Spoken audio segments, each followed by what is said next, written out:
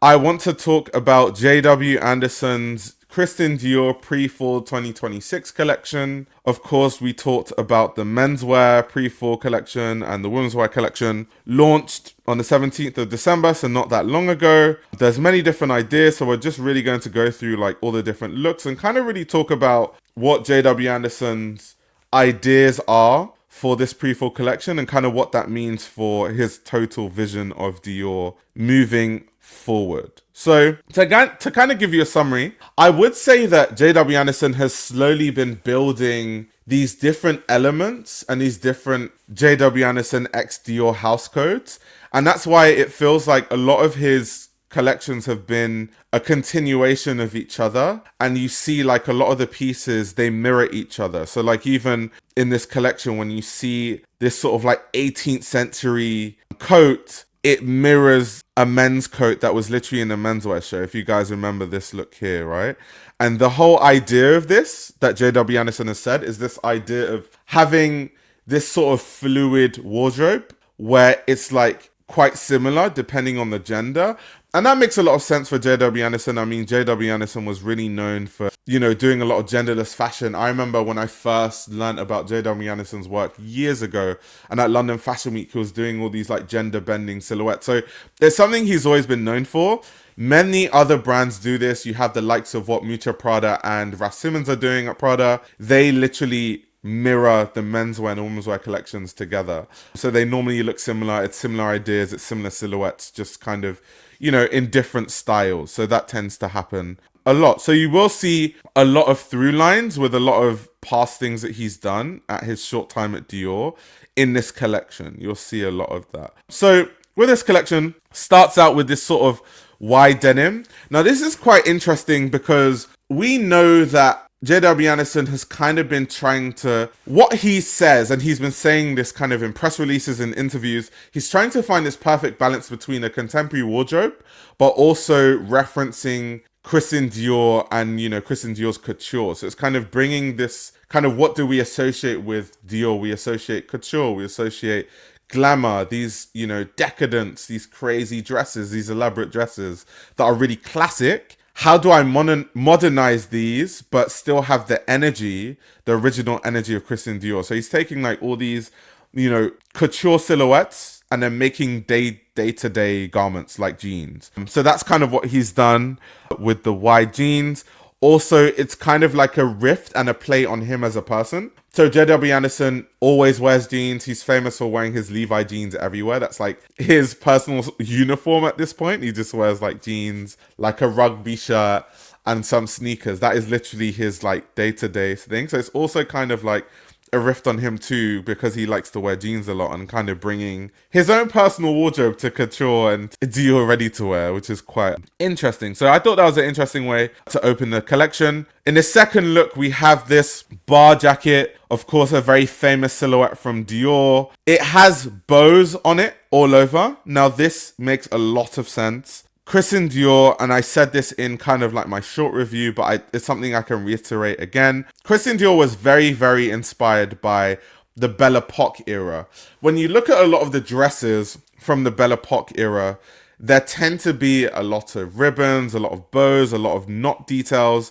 That was kind of what was on there. So Christian Dior himself used to have a lot of bows on his garments, and he would design a lot of bows on his garments. So this is kind of JW Anderson finding creative ways to kind of work on Christian Dior's house code. So that's why he's like, how can I, make a bar jacket, but also have all these crazy bows? Also, the silhouette is like a very Anderson silhouette of the bar jacket. On the menswear side, he kind of has a silhouette that's kind of cropped. It's like a cropped bar jacket for men. And you have the women's wear that's kind of not as cropped. It's kind of more boxy, and this is kind of what he's doing here. Someone said I left the party to do content. That's hilarious. Anyway, moving on. So here you have, once again, some of the bow details up close. So The footwear, this like CD over-branded footwear is not for me. I'm just understanding that we've seen this in enough of the collections that JW Anderson has done. So we're just gonna have to deal with this kind of stuff. I don't like it. It's not for me. This silhouette, once again, is JW Anderson working on the bows. Now, I think one issue with JW Anderson's Dior, and I have a lot of good things to say about this collection, but I think where I have an issue is when first of all, I think he's overdoing the bow details. I also think that the volume, because JW Anderson does this kind of like oversized playing with proportions in a fun way. And in the context of Loewe, I think it really works. But in the context of Dior, that's more classic in its aesthetic. It just looks odd and it looks off-putting. So a lot of things that would work at Loewe, when you put it in the context of Dior, it doesn't look right. And that's why you see a lot of people when they talk about these collections, they're like, it doesn't quite look right. I can't put a finger on it. That's kind of what they're referring to. Also, JW Anderson is referencing a lot of the archives. So, for example, this is an evening dress, a Christian Dior evening dress from 1957. This was a very strong piece that he was kind of referencing across the collection with the bow details on both sides. I just think that, look at the volume here, and then look at the volume on JW Anderson's version, and you can see what I mean, where I just say, like, sometimes when he tries to reference these things, the proportions are really off. So that's kind of an issue I have sometimes.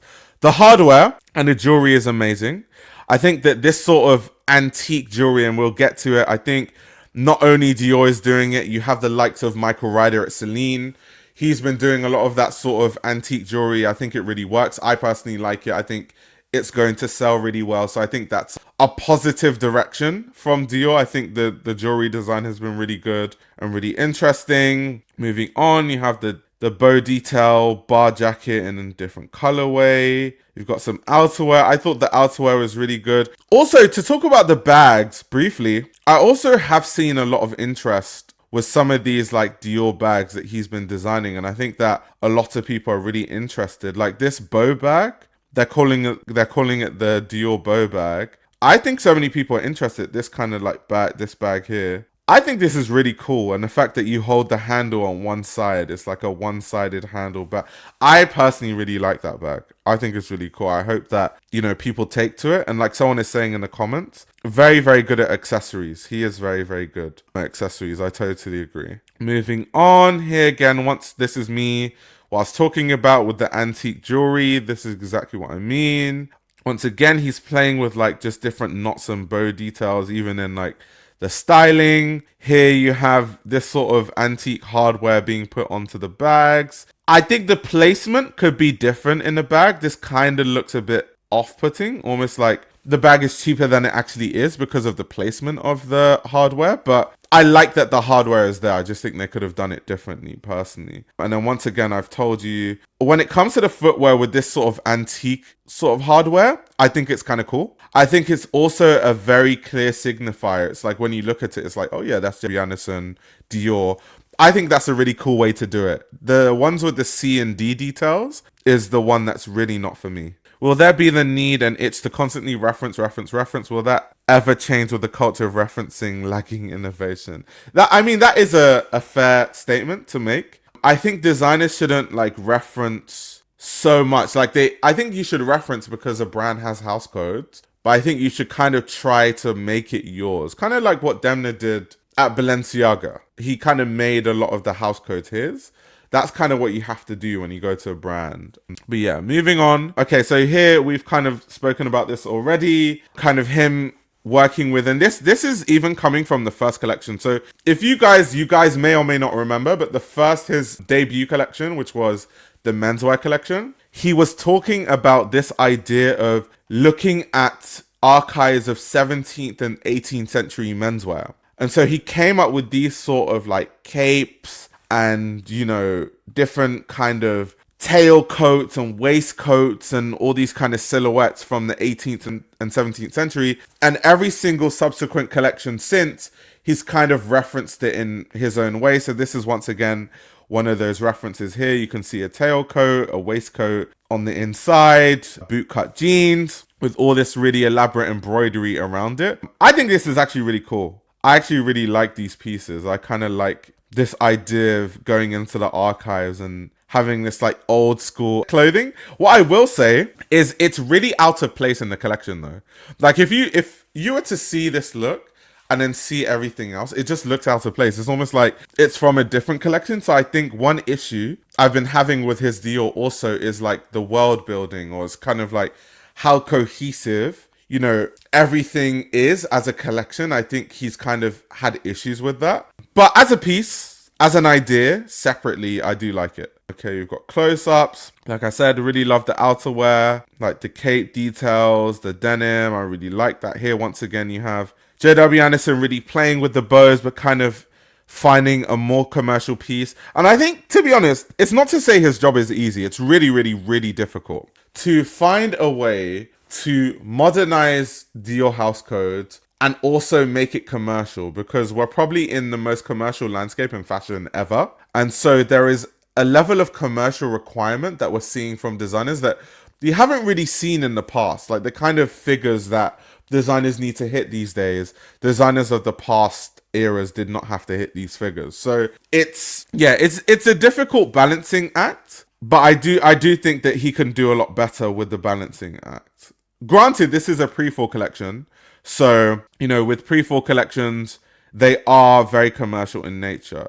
Once again, you've got the bees, the very famous Dior. Here, once again, this is kind of what I'm talking about with the volume. He's referencing old Dior silhouettes once again, with the tool kind of coming out. Some people liked it, some people didn't like it. Personally, not to my taste.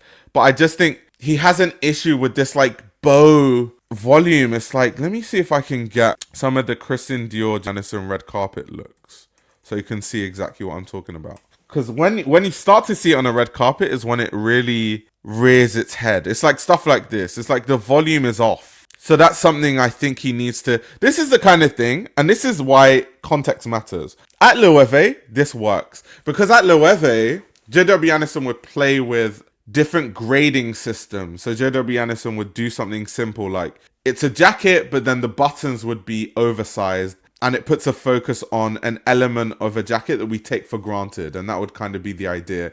And it would be fun and it would be funny because it's Loewe, and Loewe is kind of... JW Anderson turned Loewe into this sort of artsy, crafty, surrealist brand. That's not Dior. And you can't really do that at Dior without it just looking weird and it just looking out of place. And people being like, I can't put my finger on it. Why does it look weird? That's literally what's going to happen. And moving on. Okay, so this piece, once again, going back to the piece that I said JW Anderson referenced a lot in this collection. This is another one of those pieces that is, you know, referencing the 1957 Christian Dior evening dress. So, but once again, the volume, I just can't get over how weird the volume is. Like, just compare this dress that you're looking at now, and then just look at this. We're gonna keep going back and forth. Look at the volume of this, and then look at the volume of this, and then look at the volume of this, and then look at the volume of this, and then look at the... It's just not right. It just doesn't look right. It's just this like oversized, putting an exaggerated emphasis on the bow detail. It doesn't look nice to me. It just doesn't. It's not flattering. It really, really isn't flattering. So that's my personal opinion on that. Moving on, got some more outerwear pieces that I really like, the footwear that I really like, the bags, different ideas. This is also another bag that he's really going to be pushing. I don't even know what that bag is called. I just call it like the crumpled Dior bag. Guys in the chat, do you know what that bag is actually called? I don't know. He's since his first collection, the womenswear collection, he's been pushing that bag, and I actually really like it, but I don't know what it's called. Like, what's the official name for that bag? It's kind of like the crumpled quilted tote bag or tote bag. That's what I'm going with. The crumpled quilted tote bag. Okay, someone is saying the color is nice. Okay, someone said the dress looks sad, like it's the end of the night and she left the party with a blank dance card. So yeah, also, what is this thing, right? I understand that fashion is art and, you know, there's a certain level of creativity that you can put in fashion, but I also think that to some extent, clothing has to be flattering. Like with stuff like this, there's nothing flattering about this. And it's even worse when, once again, when you start looking at the references and what he's referencing, it's, you know, crazy. And you have, because this detail, it's a house code, right? So every single designer that has designed at Christian Dior has played with the bows and has done that kind of stuff. And like, for example, Christian Dior Fall Winter 2010 by John Galliano, right? The volume makes sense. It's flattering on the model. Like there's a way to do it that's flattering on the body and it still looks nice. Like the whole exaggerated sort of, I'm putting an emphasis on the bows, I just don't think it works at Dior. I really don't think it works. Someone says the problem with this whole collection is the poor styling, but the pieces individually are beautiful. Yeah, I totally agree. I totally agree that individually a lot of the pieces are really nice. And like I've said, there's a lot of pieces here that, you know, I really like. Stuff like this is really cool with the cutout of the... This is stuff that I wish he like focuses a lot more on. Also, this kind of last is kind of his Dior last, this kind of shape of shoe with this sort of like curve and then a straight line here.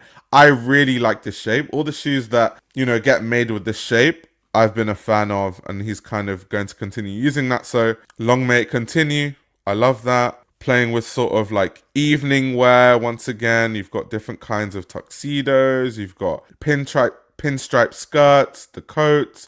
This is the section of the collection I really liked. Like the evening wear, the outer wear. I thought the proportions were actually really nice, and I liked the way that a lot of it was tailored. So yeah, this section, really nice.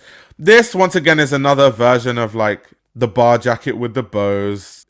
I prefer the one with that was all black or all white, but neither here nor there. It's just, you know, a different colorway. Here, once again, this is like a more commercial look with the trousers. Here, same idea, just different colorway with the tulle kind of seeping out of the dress. Not the biggest fan of that, to be honest. Moving a big focus on the bags once again. These pieces too, I really liked. Here you can see the bracelets. This is really cool. Is this kind of, yeah, so it's all a one piece with kind of this sort of bow detail at the top of the chest, at the neck. That's cool. That's cool.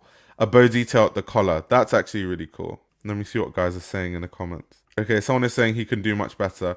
Yeah, I do think, though, that J.W. Anderson is slowly building that world, right? So it takes time. It takes time. Now, am I still going to critique the work? Obviously, because it's basically my job. But it takes time, and you can tell that he's world building because all these ideas are kind of just developments from the first collection. So I'm really curious to see where he takes it in future collections, especially because the next collections won't be pre-fall or resort collections. They will be, you know, collections that are taken more seriously, at least in the eyes of fashion people that, you know, see pre-fall collections as filler collections. So yeah, that's the thing. He's got his saddlebags going. This CD thing, I cannot get with it. I can't champion this CD thing. But I feel like people will buy it though. I feel like it might be that kind of thing that does really well commercially, because people like to wear things where it's like people know that I'm wearing Dior.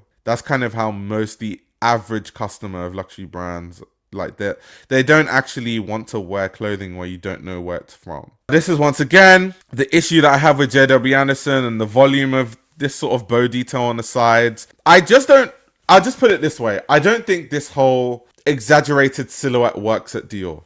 End of story. I don't think this like Loewe artsy, surrealist, exaggerated silhouette, it doesn't work at Dior. That's basically what I'll say. I also think there are so many house codes, there are so many aspects to clothing from the Belle Epoque era that J.W. Anderson can play with. I would like to see him play with a lot more ideas than just the bows. Like, it's too much. It's too much. Damn near every single look has some sort of like bow detail or there's a knot tied somewhere. It's a lot. It is a lot. Moving on, these are kind of just stuff we've already seen in different colorways. This is kind of like J.W. Anderson for J.W. Anderson by J.W. Anderson for Dior with the knitwear and this kind of like crop here. I don't really know how I feel about this. But once again, I do like the belt with the antique hardware. But yeah, the knitwear, I don't know. I don't know about all of that. Moving. The petals once again. The jewelry is so nice. The capes, really love the capes. That's once again an idea that I said he's kind of brought forward from the first collections. Yeah, really love the outerwear and the coats. Really, really nice. And then the ultra commercial look. And then we're back to square one. So yeah, that's the collection. I think there are some really interesting pieces in there. There's some really interesting looks. I just think proportionally, there's issues that need to be rectified. A lot of the clothing that he's designing at Dior just isn't flattering on the body. It just isn't. And that's why anytime you see someone wearing JW Anderson on the red carpet, they look goofy because of how unflattering the clothing is. And that's what I'm saying. It's like, you have to know what you're designing for, who you're designing for. It's like, there's one thing like doing the whole artistic thing. It's like, you know, comme des garçons, everything. Fashion is art. But then on the red carpet, people cannot be looking like this, you know? People cannot be looking like this on the red carpet. Where's the other infamous one? Yeah, Jennifer Lawrence cannot be looking like this, like with the proportions off like this. You know, your clients cannot be looking like this. Greta Lee can't be looking like this. So just the proportions. But don't they have textile designers? Well, yeah, it's Dior. Like, Dior literally has a whole atelier. It's just down to the creative director to, you know, decide kind of what ideas he wants and what direction he wants to take the brand and what direction he wants to take the clothing. That has nothing to do with the atelier, to be honest. It's really down to the person leading the atelier, more so than the atelier themselves. Because, yeah, Dior, they have all the resources in the world. So it's definitely never going to be a resource issue, or the fact that they don't have access to the best tailors in the world. They do. Or the fact they don't have, you know, access to the best textile designers in the world. They do. It's Dior. Like, let's be for real. It's literally Dior. So yeah, let me know your thoughts on the collection. Luke says he doesn't even look in the eyes of the people who work for him, so what do you expect? You are acting surprised that this looks like shit. Damn, tough crowd. Wait, why did you say he doesn't look into the eyes of the people that work for him? Yeah, I hope the proportions get better. I really wonder about the pieces in person. Yeah. I think here and there, once again, because what I think will sell is like definitely the footwear for starters. So proportions don't really matter when you're selling footwear. I think the jewelry is going to sell. These bags are definitely going to fly off the shelves. I'm not sure. These ones look, I don't know. It's kind of like, because this Dior all over print, I associate it with like fake bags.